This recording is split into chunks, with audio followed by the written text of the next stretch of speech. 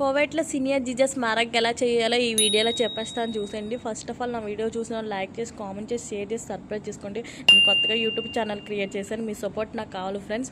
బంగాళదుంపలు రౌండ్ రౌండ్గా కట్ చేసుకుని నూనెలో వేపుకోవాలి. అలాగే వంకాయలు కూడా రౌండ్ రౌండ్గా కట్ చేసుకుని నూనెలో వేపుకోవాలన్నమాట. వీళ్ళు ఇక్కడ కోవైట్ వాళ్ళు ఇలాగే తింటారు. కొత్తగా ఎవరైనా కోవైట్కి వచ్చిన వాళ్ళు వంట రాకపోతే ఈ వీడియో చూసుకుని నేర్చుకోండి.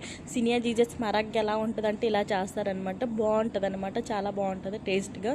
వీళ్ళు ఎక్కువ ఇలా ఇవే తింటారు. కోబోజుల్లో తింటారు. అంటే కోబోజులు అంటే రొట్టెలు అనమాట, అదే వాటిల్లో తింటారనమాట వీళ్ళు. అలాగే ఫిల్ఫిల్ అక్దర్ అంటే పెద్ద పచ్చిమిరకాయ కూడా రౌండ్ రౌండ్గా కట్ చేసుకుని మనం అప్లై చేసుకోవాలన్నమాట. దాంట్లో ఇవి పెద్ద పచ్చిమిరకాయ రౌండ్ రౌండ్గా కట్ చేసుకుని, పెద్ద పచ్చిమిరకాయ అంటే ఫిల్ఫిల్ అక్దర్, ఇక్కడ ఫిల్ఫిల్ అక్దర్ అంటారనమాట. ఫిల్ఫిల్ అక్దర్, ఉల్లిపాయలు కూడా రౌండ్ రౌండ్గా కట్ చేసుకుని అప్లై చేసుకోండి. ఉల్లిపాయలని ఇక్కడ ఇలా బుస్సలు అంటారనమాట. మన ఇండియాలో ఉల్లిపాయలు అంటాం, ఇక్కడ ఇలా బుస్సలు అంటారనమాట. టమాటాలు కూడా రౌండ్ రౌండ్గా కట్ చేసుకుని వేసుకోవాలి, అప్లై చేసుకోవాలి.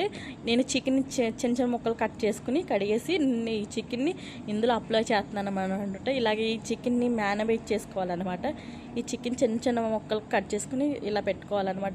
అంటే వీళ్ళు ఇలాగే తింటారు. వీళ్ళకి ఈ వంటలు అంటే చాలా ఇష్టం. ఈ కోటి వాళ్ళకి బాగా నచ్చుతాయి. రైస్ తక్కువ తింటారు నైట్ మాటలు. ఈ ఈ కర్రీస్ ఎక్కువ వండించుకుంటారు అనమాట. వీళ్ళు కబోజుల్లో చపాతీల్లో నంచుకొని తింటారనమాట. వీళ్ళకి బాగా ఇష్టం అనమాట. ఇలా కలుపుకోవాలన్నమాట. ఇదేమో నేను ఇది ఎలా కలిపాను ఈ జ్యూస్ మీకు చూపించేస్తాను. మ్యాక్డోన్ ఎలా చేశానో ఏంటో కూడా మీకు వీడియోలో చూపించేస్తాను.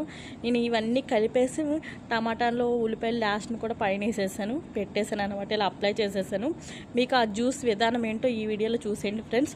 ఒక టమాటాలు, 2 పచ్చిమిరకాయలు, టమాటా మ్యాజును, కోవైట్లో మసాలా పొళ్ళు ఉంటాయి అన్నమాట. ఇది మ్యాజు అని అంటారు, టమాటా పేస్ట్ అనమాట. అవన్నీ మిక్సీ పట్టేసి ఆ మిక్సీ జ్యూస్ని ఇందులో కలిపాను అనమాట. అదిగో కలిపేసి అప్లై చేసిన కొంచెం లైట్గా కొత్తిమీర అలా జల్లేయాలన్నమాట. ఇంకా వాటర్ కట్ట వేయమన్నమాట. ఆ వాటర్కే మనం పట్టిన మిక్సీకి సరిపోతుంది. ఈ పట్టేసింది కింద పెడతాం దాకలి ఫిరిలో అయిపోతుంది. నా వీడియో నచ్చితే లైక్ చేసి